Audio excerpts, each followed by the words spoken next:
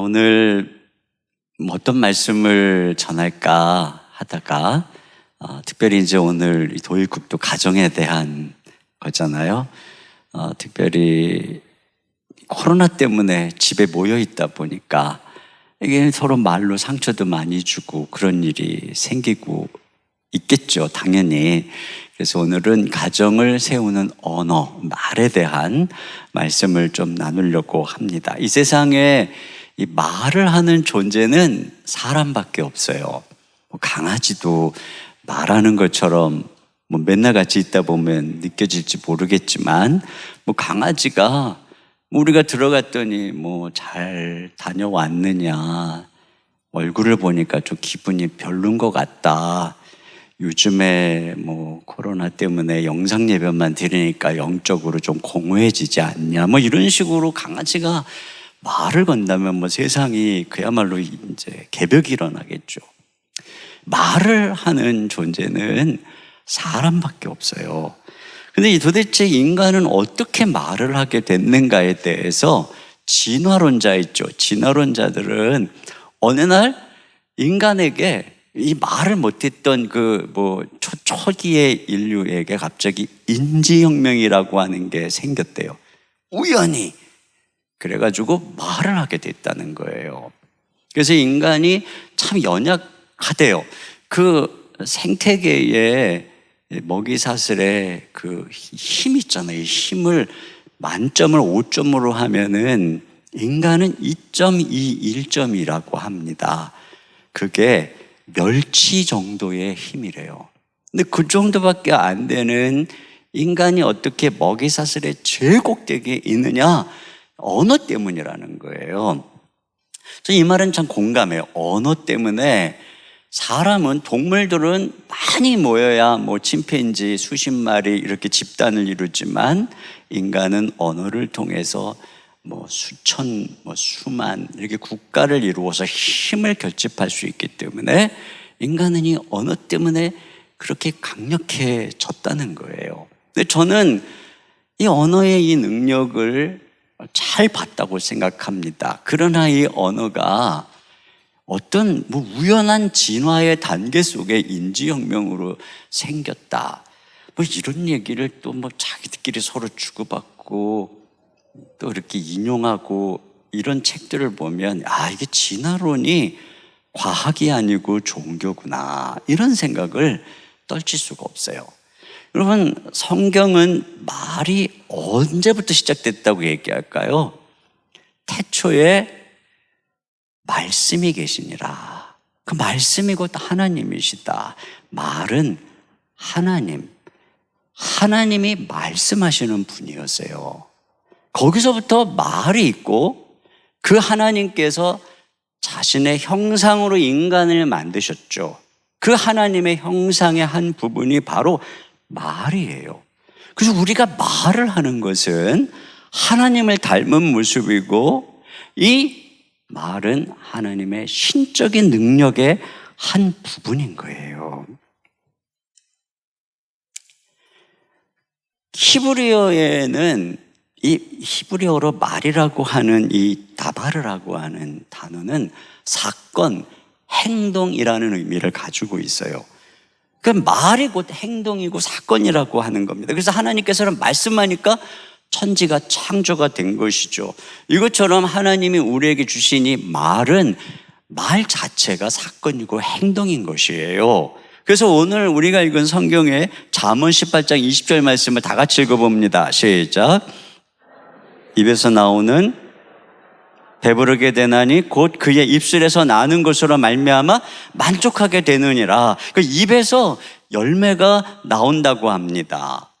말이 열매를 맺는다는 거예요. 마치 농사 짓는 사람이 씨를 뿌리면 열매를 맺고 그것을 먹고 사는 것처럼 우리는 말을 통해서 맺는 열매를 먹고 배부르게 된다는 거죠. 그러니까 우리는 말로 농사를 짓고 먹고 사는 거예요. 하나님께서 말씀으로 천지를 창조한 것처럼 우리는 말로 우리의 삶을 창조하는 거예요. 그러니까 내 삶은 내가 어떤 말을 했느냐 하는 게 내 삶의 지금 모습인 것이지요. 아주 오래전에 개그맨 중에 이봉원이라고 하는 분이 있었는데 그 당시 굉장히 인기 절정의 시대에 이분이 했던 개그맨 코너 중에 하나가 뭐였냐면은 시커먼스라고 하는 거였어요. 이게 시커먼이 이제 흑인 추장 복장하고 나와가지고 막 랩을 하면서 막 춤을 추다가 막판에 망했다 막 이러는 이제 개그를 했어요. 늘 그냥 망했다 그랬거든요. 근데 어느 날 이제 그 코너를 끝으로 이봉원 씨가 텔레비전에 안 나온 거예요. 그러다가 10년 만에 몇 년 전에 인터뷰를 했는데 이분이 뭐라 그러냐면은 그 망했다 한 그 시커먼스가 끝났는데 그다음부터 아무도 자기를 불러주지 않더라는 거예요. 그래서 연예인 생활이 망했다는 거예요.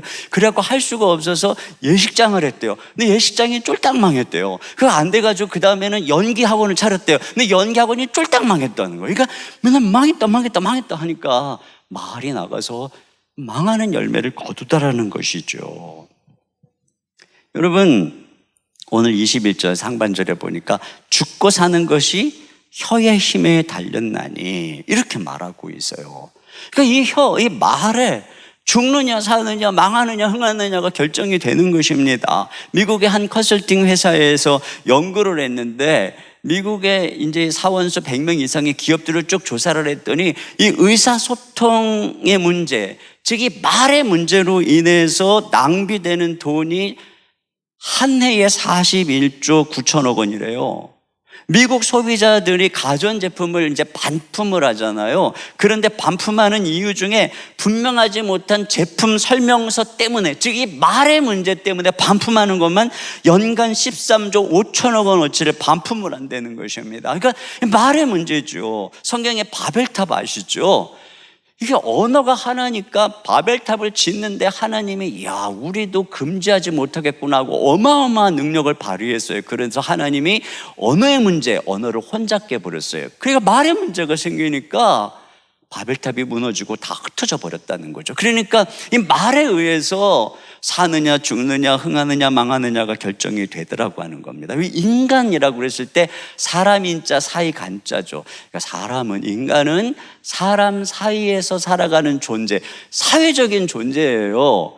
그러면 사람과 사람 사이가 서로 공동체를 이루어가게 만드는 게 뭐냐? 그게 언어인 것입니다. 그러니까 언어를 통해서 집을 세우고 가정을 세우고 사회를 만들고 국가를 만드는 것이죠. 그러니까 말이 중요해요. 여기 21절 하반절 이렇게 되어 있어요. 혀를 쓰기 좋아하는 자는 혀의 열매를 먹으리라. 그러니까 이게 무슨 말이냐면 혀를 잘 써야 열매를 먹는다는 것입니다. 그러니까 말을 잘해야 그 말을 통해서 열매가 내게 돌아와서 내 삶이 풍성해진다는 거예요. 그럼 어떻게 하면 말을 잘할 수 있을까? 자, 두 번째 중요한 거, 내가 죽을 때 내 말이 새로워진다 하는 것입니다. 내가 죽을 때 내 말이 새로워진다. 우리는 상대방이 나를 자극해서 내가 내 입술에서 나쁜 말이 나간다 이렇게 생각을 합니다. 근데 여러분, 내 입술에서 나쁜 말이 나가는 것은 상대방이 나를 자극해서 상대방 때문이 아니고 나 때문이에요. 이 컵 안에 물이 있으면요, 누가 이렇게 확 자극을 주면 물이 쏟아지죠. 컵 안에 콜라가 있으면 콜라가 쏟아지죠. 컵 안에 아무것도 없으면 아무리 자극을 해도 물 한 방울도 안 쏟아지는 거예요. 자극을 했는데 욕이 나왔다. 자극이 문제가 아닌 거예요. 내 안에 뭐가 있는 거죠. 운전을 하는데 쇠치기를 했어요. 끼어들기를 했어요. 다른 차가 웩 하고 욕을 했다. 사람이 다 욕을 하는 거 아니잖아요. 나도 다 그렇게 화를 내는 게 아니잖아요. 그게 지금 내 상태를 그대로 보여주는 것입니다.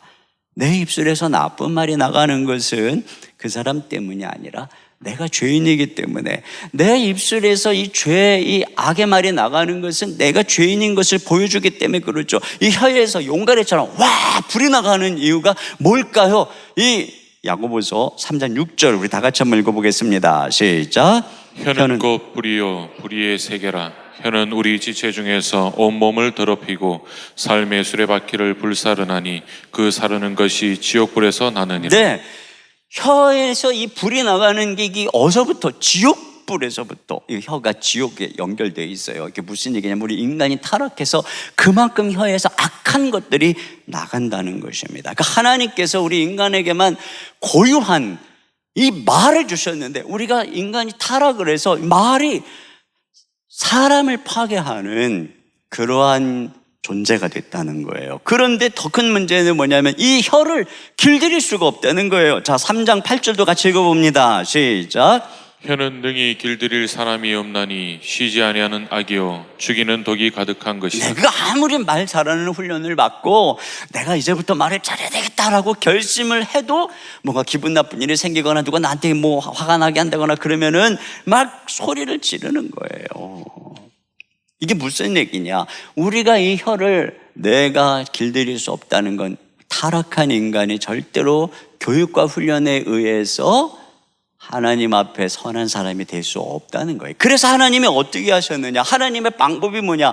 예수님이 오셔서 예수님이 십자가에 죽으시고 부활하셨잖아요. 그것을 통해서 나의 이 죄된 옛사람이 죽고 예수님의 부활과 함께 내가 예수님과 같은 새로운 생명으로, 그래서 성경에 보니까 그런지 누구든지 그리스도 안에 있으면 새로운 피조물이라 그러죠. 이렇게 우리가 이전 것은 우리는 죽은 거예요. 그리고 새로운 사람이 된 것이죠. 예수님을 믿으면 어떤 일이 일어난 거냐? 우리가 다 새 사람이 된 거예요. 그런 일이 실제적으로 우리 모두에게 일어난 것입니다. 그럼 우리가 어떻게 해야 되겠어요? 여겨야죠. 여러분, 가전제품을 샀어요. 거기에 기능이 막 있어요.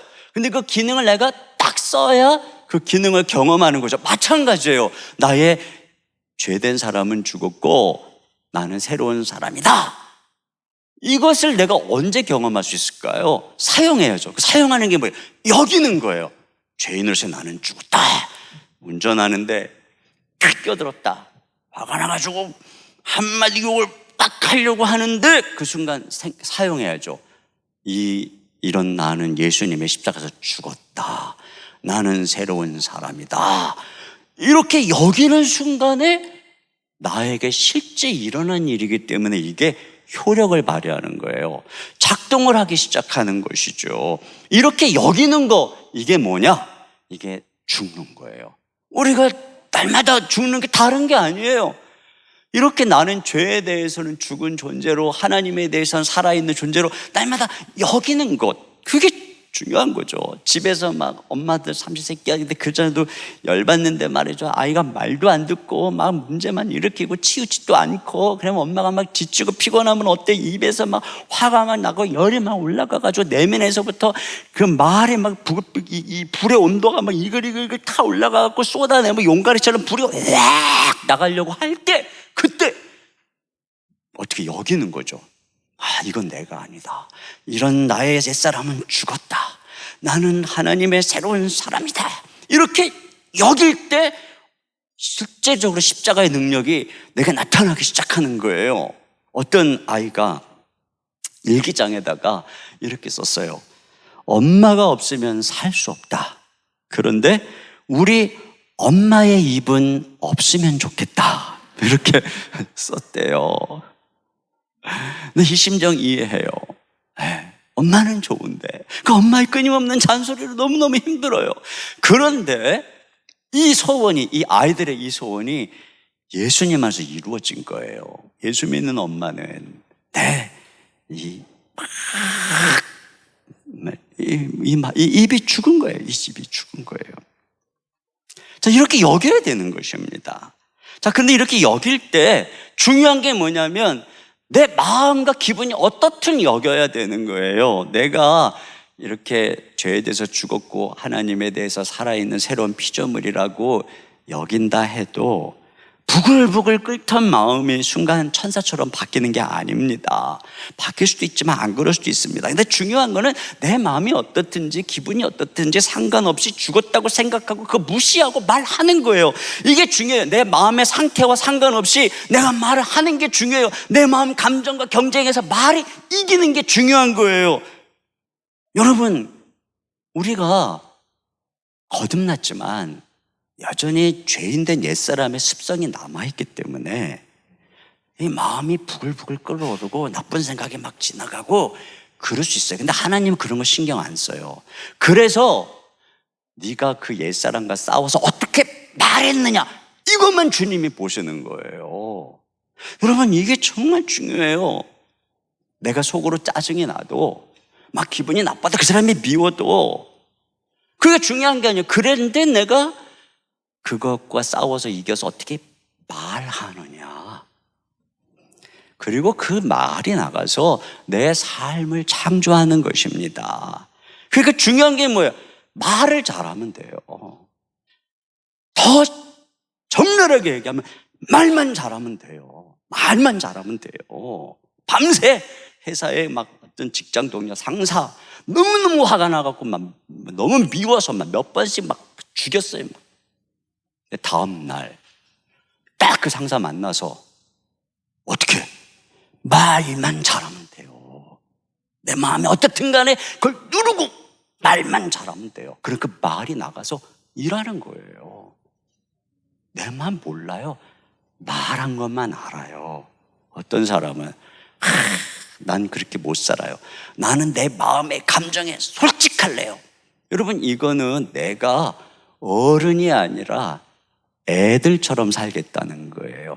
애들이 그러죠. 자기 마음에 솔직한 대로 말하잖아요. 이건 말이죠, 내가 내 옛날에 타락한 본성대로 살겠다라고 말하는 것하고 똑같은 것입니다. 여러분, 예수 믿지 않는 세상 사람도, 지각이 있는 사람은 절대 마음에 느끼는 대로 말하지 않아요. 마음에 기분 나쁜 대로 자기 직장 상사에게 말하지 않아요. 어떤 사람하고 얘기하면서 마음의 생각에 떠오르는 판단대로 막 말하지 않아요. 어리석은 사람이죠. 미성숙한 사람이죠. 말을 잘하는 거예요. 이게 중요한 거예요. 그럼 그 말이 여러분이 무슨 생각을 했다 할지라도 말이 나가서 일하는 거예요. 제가 목사로서 제일 힘든 것은 내 마음과 기분이 어떠하든 하나님 말씀을 전해야 된다는 거예요. 어떤 때는 내 마음과 기분의 상태와 하나님의 말씀의 차이가 많이 나가지고 너무너무 설교하기 싫을 때가 있습니다. 이게 목사로서 힘든 거예요. 그런데 감사한 것은 뭐냐면, 그럼에도 불구하고 내 상태와 상관없이 항상 이 입술로 하나님의 말씀을 전하니까 이 말씀이 나가서 일을 하고 내 삶을 빚으시더라는 거죠. 똑같이요, 우리 순장님들이 진짜 힘든 건 뭐냐면, 다락방 가야 되는데 회사에서 너무 힘든 일이 있어서 마음에 낙심이 됐어요. 또는 막 부부싸움을 했어요. 다락방 갈 기분이 아니에요. 그런데 하나님 말씀을 붙들고 가가지고 다락방 식구들에게 격려하고 희망을 말해야 되는 거, 이게 너무 힘든 거예요. 근데 감사한 건 뭐예요? 그럼에도 불구하고 하나님 말씀에 가서 전했더니 그 말씀이 나가서 일을 하고 내 삶과 내 주변 환경을 빚으시더라. 이것이 바로 축복이거든요.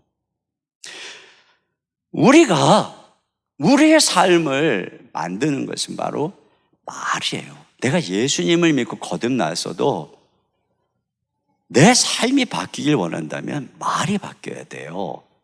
예수님을 믿었는데도 여전히 옛사람의 습성이 안 바뀌어가지고 이 말이 계속 옛날처럼 계속 말하면 똑같아요. 삶이 하나도 안 바뀌어요. 이 말하는 게 바뀌어야 돼요. 예수 믿기 전에 맨날 입만 열면 망했어, 입만 열면 죽겠어, 아이고 내 팔자가 참 사나운가 봐, 애기 꼈나 봐, 아유 암 걸릴 것 같아. 요즘 애들 특별히 맨날 이런 얘기 하잖아요. 그러면 그 말에 열매를 맺는 거예요. 우리는 우리 존재에 맞는 어휘력을 사용해야 하는 것입니다. 이 어휘력이 빈곤하니까 막 자연의 아름다운 자연 장관을 보면서 와 죽인다 이런단 말이에요. 맛있는 음식 먹고 와 둘이 먹다 하나 죽어도 모르겠다. 이게 그냥 좋은 걸 봐도 죽고 먹어도 죽고 그런 열매를 심으니까 삶이 어떻게 되겠어요? 어휘력이 중요한 것입니다. 긍정적이고 창조적인 어휘력, 격려하고 긍정할 줄 아는 어휘력, 이게 여러분의 인생을 재창조하는 거예요. 그래서 조사에 의하면은 이 회사의 오너 경영하는 분들이 회사의 직원보다 학력이 낮아도 조사를 해보니까 어휘력은 더 뛰어나다는 거예요. 그의 창조적이고 긍정적 어휘력이 그 회사를 거기까지 이끌어갔다는 거예요. 학력이 아니라는 것이죠. 그래서요, 톰 소여의 모험을 쓴 소설가 마크 트웨인 같은 경우 대단한 소설가잖아요. 이분이 왜 이렇게 유명하냐? 이분은 그 웹스터 이 영어 사전을 갖다가 갖고 다니면서 통째로 외웠다는 것입니다. 그 언어가 이 사람을 다르게 만든 거예요. 여러분의 언어가 여러분을 다르게 만드는 거예요. 근데 특별히 우리 입에 하나님의 말씀을, 진리의 말씀을 담는다면 얼마나 엄청난 일이 일어나겠어요. 대단한 것입니다. 이 하나님께서 예레미야에게 내가 내 입술에 내 말을 주겠다 그러면서 뭐라 그래? 네가 온 열국들을 파괴하고 무너뜨리고 또 심고 다시 세울 것이다. 말로 온 세계를 파괴하기도 하고 다시 세우기도 하는 엄청난 역사가 일어나는 거예요. 이것이 바로 하나님의 말씀의 능력인 것입니다. 베드로전서 3장 10절로 11절 이하 같이 한번 읽어보겠습니다. 시작. 생명을 사랑하고 좋은 날 보기를 원하는 자는 혀를 금하여 악한 말을 그치며 그 입술로 괴유를 말하지 말고. 네, 여러분 좋은 날을 보기 원하면 말을 바꾸셔야 돼요. 자, 세 번째는 바라보는 시각이 바뀌면 내 말이 바뀐다는 거예요. 요즘에 굉장히 많이 떠도는 단어 중에 하나가 책 같은 것도 보면 자존감 또는 존재감 이런 단어예요. 이 존재감이라고 하는 것은 내가 쓸모가 있는 사람이라는 느낌입니다. 우리가 어디를 가든 나는 쓸모 있는 사람이야, 나는 필요한 사람이야, 이런 존재감으로 우리는 살아가는 것이죠. 근데 이런 존재감이 요즘에 많이 회자된다는 것은 사람들이 그만큼 존재감의 위기를 느끼고 있다는 뜻입니다. 사회에서 쓸모있는 사람이라는 존재감을 가지려면 사회가 요구하는 성과를 드러내야 하는 것입니다. 그런데 오늘날 고실업 저성장 사회가 되어가면서 사회적으로 인정받는 성과를 내기가 어려워요. 취업하기도 어려워요. 그러다 보니까 요즘 젊은이들은 전부 이 세상 속에서 존재감의 위기를 느끼고 있는 거예요. 집에 엄마, 아내들도 마찬가지예요. 가사노동이 얼마나 힘든 일이에요. 하루 종일 빨래하고 밥하고 삼시세끼하고 아이들 키우고 공부 가르치고 막 이런 온갖 집안일 또 친척일, 시댁일 막 이렇게 돌보는데 이거 성과로 인정을 안 해주는 분위기죠. 그러다 보니까 아내들은, 주부들은 자기 존재감을 그렇게 열심히 일하면서도 존재감이 없는 그런 위기를 느끼고 있는 거예요. 남편들도 마찬가지입니다. 남편들이 다른 사람들이 흉내 넣으면 탁월한 성과를 내지 않는 한 회사에서 얼마든지 다른 사람으로 대체할 수 있다라고 하는 위기 속에 살아가고 있어요. 그러니까 존재감이 흔들리는 거죠. 그러니까 지금 이 성과사회, 모든 걸 성과로 판단하는 이 세상 속에서는 모든 사람이 다 존재감이 흔들리고 있는 거예요. 내가 진짜 쓸모있는 사람인가? 자, 이러한 세상에서 가족에게 가장 듣고 싶은 말이 뭐겠어요? 인정하는 말, 존재를 인정하는 말이에요. 존재를 인정하는 말, 존재를 기뻐하는 말이에요. 그런데 그게 어려워요. 왜냐하면 집에서 우리의 존재를 가장 적나라하게 알잖아요. 아이들이, 아내가, 남편이, 부모가. 그러니까 그 게으른 것 또는 여러 가지 연약한 모습, 그거 어때요? 존재를 인정하는 말보다는 오히려 가정에서 판단하고 정죄하고 비난하는 말을 듣는다는 것이죠. 그러면 우리의 이 말이 어떻게 달라질 수 있을까요? 그 한 가지밖에 없어요. 우리의 시각. 이 세상은 끊임없이 성과를 통해서 사람을 판단하잖아요. 근데 이 시각을 바꿔야 된다는 거예요. 어떤 시각으로 바꿔야 되느냐? 우리는 예수님의 시각으로 바꿔야 되는 것입니다. 그 예수님이 우리를 어떻게 보았느냐는 것이죠. 예수님이 우리를 보는 핵심, 시각의 핵심, 복음의 핵심, 그게 뭐예요? 우리가 죄인 되었을 때 우리를 사랑한 것입니다. 그 우리에게 무슨 행위나 조건이나 내놓을 게 아무것도 없는데, 아니 오히려 잘못했는데 하나님께서 우리를 사랑하시고 우리를 선택하시고 우리를 기뻐하시고 내가 너를 사랑한다라고 말씀하는 것이죠. 이것이 예수님의 시각으로 바라보는 핵심이에요. 그러면 도대체 어떻게 예수님은 우리가 잘한 게 없는데, 잘하기는 그냥 잘못만 했는데 우리를 이렇게 사랑한다고 말씀하는 걸까? 예수님이 우리를 용납하셨기 때문이에요. 예수님이 십자가에서 우리를 위해 죽으시고 우리를 한없이 매일같이 용서하시기 때문에 우리가 예수님께 나가면 언제나 예수님은 우리를 있는 모습 그대로 받아주시면서 우리의 존재를 그대로 인정해 주시는 거예요. 기뻐해 주시는 것입니다. 자, 가정에서 우리가 서로 이런 존재를 기뻐하는 그런 말을 하려면 예수님의 시각으로 바라봐야 되는데, 그 첫 단계가 용서예요. 가정은 쉼 없는 용서 위에 서는 거지, 뭔가 상대방이 탁월해서 막 행동을 막 기가 막히게 해서 그래서 세워지는 게 아니에요. 언젠가 우리 아이가, 언젠가 한 몇 달 전인 것 같아요, 우리 아이가 그러더라고요. 자기가 예전에 하나님을 인격적으로 만나기 전에는 아빠가 목사님인데 뭐 다른 아빠들하고 똑같이 막 공부하라고 그러고 막 야단치고 저 이해가 안 됐다는 거예요. 어떻게 목사님이 저럴 수가 있어? 뭐 그랬다는 거예요. 그런데 자기가 하나님을 인격적으로 만나고 나니까 깨달았다는 거예요. 아, 아빠도 목사님이지만 죄인이구나, 깨달았다는 거예요. 그래서 자기가 아빠를 있는 모습 그대로 받아들이게 됐다는 거예요. 그래서 이제는 더 이상 아빠를 판단하지 않고 이해한다는 거예요. 와, 내가 그 말을 듣고 기분이 좋았을까요? 제가 그 말을 듣고 묵상을 했는데 기분이 좋더라고요.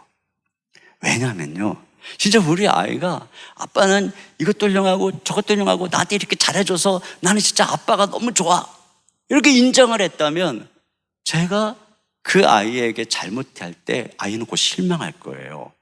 그러나 우리 아이가 아빠도 사람이야, 아빠도 인간이야, 목사님이지만 아빠도 죄인이야, 그런 생각 속에서 아빠를 용납하고 이해하면서 그러면서 아빠를 바라보기 때문에 저는 오히려 안심이 되는 거예요. 편안한 거예요. 이게 왜 중요할까요? 여러분, 하나님께서 우리를 이렇게 연약함에도 불구하고 용납함으로 존재 자체를, 우리가 무슨 행위를 잘해서가 아니라 존재 자체를 인정하니까, 기뻐하니까 우리가 어때요? 하나님이 우리를, 우리의 행위를 보고 다른 사람하고 비교하고 경쟁시켜서 나를 다른 사람으로 대체하는, 대체 가능한 존재로 여기지 않는다는 거예요. 거기서부터 우리는 진짜 존재감을 가지게 되는 거잖아요. 그러니까 제가 이런 생각을 했어요. 부모만 자녀를 늘 용서하고 그 용서에 기반해서 자녀를 받아들이는 게 아니라 자녀도 부모를 항상 용서하고 그리고 이해하고 용납해야 되는 거예요. 그럴 때 우리의 안목이 달라지고 우리의 말이 달라지는 것이죠. 그런 면에서 우리는 이 말을, 존재 자체를 기뻐하고 인정하는 말을 해야 합니다. 정혜신 박사의 당신은 옳다라고 하는 책에 이런 얘기가 나와요. 어느 엄마에게 중3인 일란성 쌍둥이 딸이 있었어요. 자, 쌍둥이 두 아이를 편의상 A와 B라고 합시다. A는 쌍둥이인데 A, B가 달라요. A는 공부도 잘하고 엄마 말도 잘 듣는데 B는 성적도 바닥이고 학원도 가라 그러면 심심하면 빼먹고 숙제도 엄마가 해라 해야 겨우 하고, 그러니까 어려서부터 엄마가 맨날 그 아이 때문에 소리 지르고 야단치고, 그러니까 엄마는, 저 B는 엄마를 나쁜 사람으로 만드는 아이야, 이렇게 생각을 할 수밖에 없는 거예요. 왜냐하면 걔 때문에 엄마가 늘 화를 내니까. 그러니까 늘 엄마한테 야단을 맞고 큰 B는 A에 비해서 어둡고 우울증이 있는 거예요. 그 과정이 진짜 사춘기가 더 심각해지니까 상담을 하면서 엄마가 자기 잘못을 깨닫기 시작했어요. 아, 내가 아이를 어려서부터 이렇게 야단을 많이 치고 인정해 주지 않아서 아이가 이렇게 됐구나. 근데 그러면서 이 상담하는 정혜신 박사님한테 그랬대요. 그런데 내가 B한테는 엄마 노릇 잘못했지만 A는 날마다 그 아이를 칭찬하고 인정하고 기뻐했기 때문에 제가 A한테는 엄마 노릇을 잘한 것 같아요. 근데 그 말을 받아서 정혜신 박사가 이렇게 말하는 거예요. A한테도 괜찮은 엄마가 아닐 수 있습니다. 이런 가슴 철렁한 말을 한 거죠. 엄마가 A를 칭찬한 것은 B와 달리 시험을 잘 봤기 때문에, 학원에 빠지지 않고 성실하기 때문에, 엄마 말에 순종하기 때문이라는 거죠. 그래서 A는 자기도 성적이 떨어지거나 엄마 기대에 부응하지 못하면 엄마가 B에게 실망한 것처럼 자기도 실망할 거라고 하는 그런 생각을 하고 있을 거라는 겁니다. 그 A도 자기의 존재 자체를 엄마에게 사랑받고 받은 적이 없기는 B하고 똑같다는 거죠. 그래서 열심히 공부하고 성실하게 행동하지 않으면 나도 엄마에게 B 같은 딸이 될지도 모른다는 불안이 아이를 강박적으로 몰아갔을 거라는 거예요. 이 말을 들은 엄마가 얼마나 가슴이 철렁했겠어요. 눈물을 흘릴 수밖에 없는 것이죠. 아이들이 진짜로 원하는 것, 가족이 진짜로 원하는 것, 존재 자체로 공부를 좀 못했어도, 회사에서 실직을 했어도, 집안 살림이 좀 엉클어져 있어도 존재 자체를 사랑하는, 그 인정하는 말, 이게 중요한 것입니다. 아이가 공부를 잘해가지고 좋은 성적을 거두었거나 좋은 학교를 갔으면 물론 기뻐해야죠, 그 성적을. 그러나 그것보다도 그 아이가 그 성적을 이루기 위해서 노력했던 시간들, 그 땀과 눈물을 흘렸던 것, 이게 바로 존재의 한 부분이잖아요. 이걸 격려해 주는 거죠. 성적이 안 좋았어도 그 아이를 존재 자체로 성적보다 더 귀하다, 그렇게 품어주고, 그때 아이들이 자기의 이 건강한 존재감 속에서 피어난다는 말이죠. 큰 사업을 하는 분, 또는 성공적인 성취를 이룬 분을 만나면 우리는 그의 그 업적을 칭송하고 자랑하고 부러워하고 얼마나 정말 대단한가 얘기를 한단 말이죠. 그러나 어머니는 그러한 외적인 성과로 아들을 안 봐요. 이렇게 이루기까지 얼마나 고생이 많았니, 그 많은 사원들 때문에 날마다 잠도 못 잘 테고 얼마나 고생이 많니, 월급 줘야지, 경제적으로 어려운 이때에 진짜 네 마음고생이 한두 가지가 아니겠구나, 이런 존재를 닿는 말을 할 때 눈물이 흐르게 되는 것이고, 거기서 마음이 열리는 거거든요. 이게 존재. 가정에서, 여러분, 우리가 어디서 이런 말을 듣겠어요? 가정에서 우리는 용납하고 상대를 있는 그대로 받아들이면서 존재를 기뻐하고 인정하는 말을 해야 됩니다. 그때 가정이 회복이 되는 거예요. 결론입니다. 잠언 13장 2절 상반절에 사람은 입의 열매로 인하여 복록을 누리거니와 했습니다. 여러분, 입의 열매로, 말로 복을 누리는 것입니다. 말이 바뀌어야 인생이 바뀌는 거예요. 말이 바뀌잖아요. 그럼 친구가 달라져요. 맨날 불평만 하고 만나게 나면은 그냥 한국교회가 어떻고 정치가 어떻고 비난만 하고 남 뒷담화나 하던 사람이 어느 날부터 말이 바뀌고 뒷담화를 안 하고 긍정적인 말을 하고 격려의 말을 하잖아요. 그러면 뒷담화하고 불평 좋아하던 친구들이 재미없다고 떠납니다. 벌써 이 말이 달라지면 그 사람에게서 풍기는 이미지가 달라요. 풍기는 이미지가 이 플러스 이미지, 긍정적 그 에너지가 나가기 때문에 에너지가 다른 사람들은 싫어해요. 네, 다 떠납니다. 대신 어떤 일이 일어날까요? 내 주변에 불평자라고 험담자라고 이런 사람들은 다 떠나고 칭찬하고 격려하고 나를 인정해주고 창조적이고 긍정적 사람들이 모이는 거예요. 그래서 내 삶이 완전 달라지는 거죠. 말이 바뀌어야 되는 것입니다.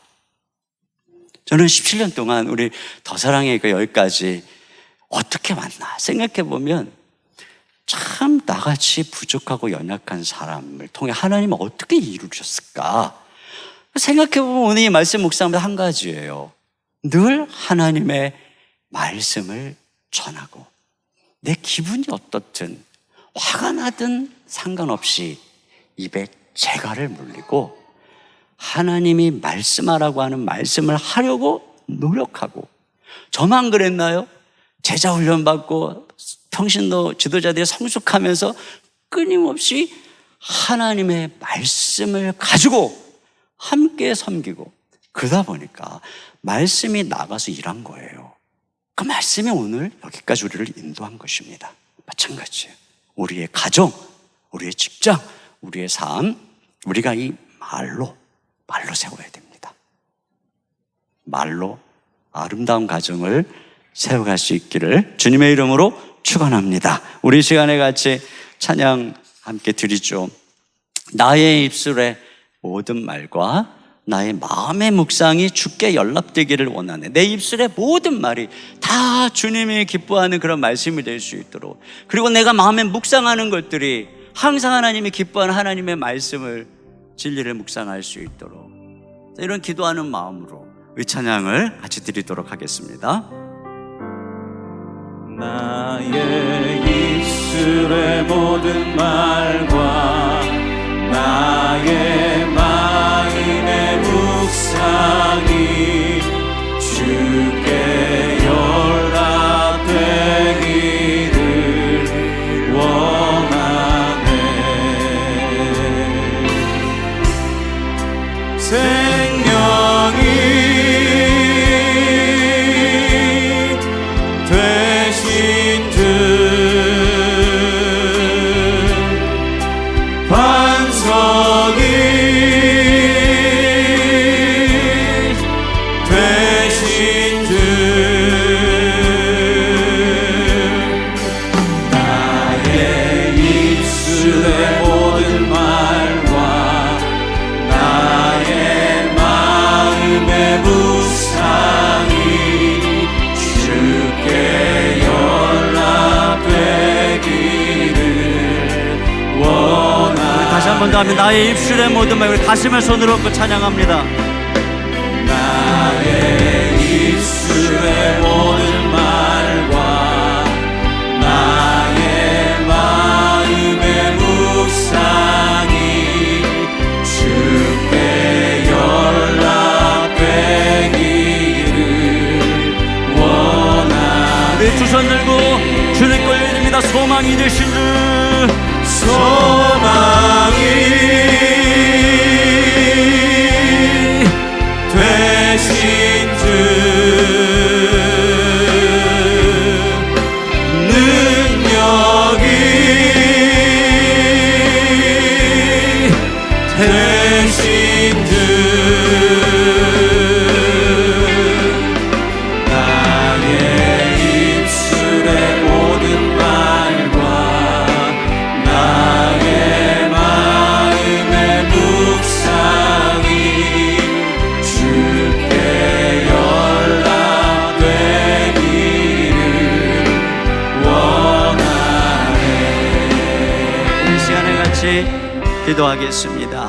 하나님, 우리 언어를 통해 가정, 생업의 현장에 아름다운 열매를 거두게 해달라고, 우리가 그리스도의 죽음과 부활로 새로운 사람이 되었음을 여기고 살아가게 하소서. 날마다 나를 죽이고 새 사람의 어휘력을 키워가게 하소서. 우리의 시각을 예수님의 시각으로 바꾸어 나의 배우자, 부모, 자녀, 우리 가족을 사랑하고 인정하는 언어를 사용하게 해 주옵소서. 그래서 우리 언어를 통해 복을 누리기 원합니다. 우리의 말이 나가서 아름다운 가정과 삶을 창조하기 원합니다. 우리 같이 한 목소리로 기도하겠습니다. 하나님 아버지, 참으로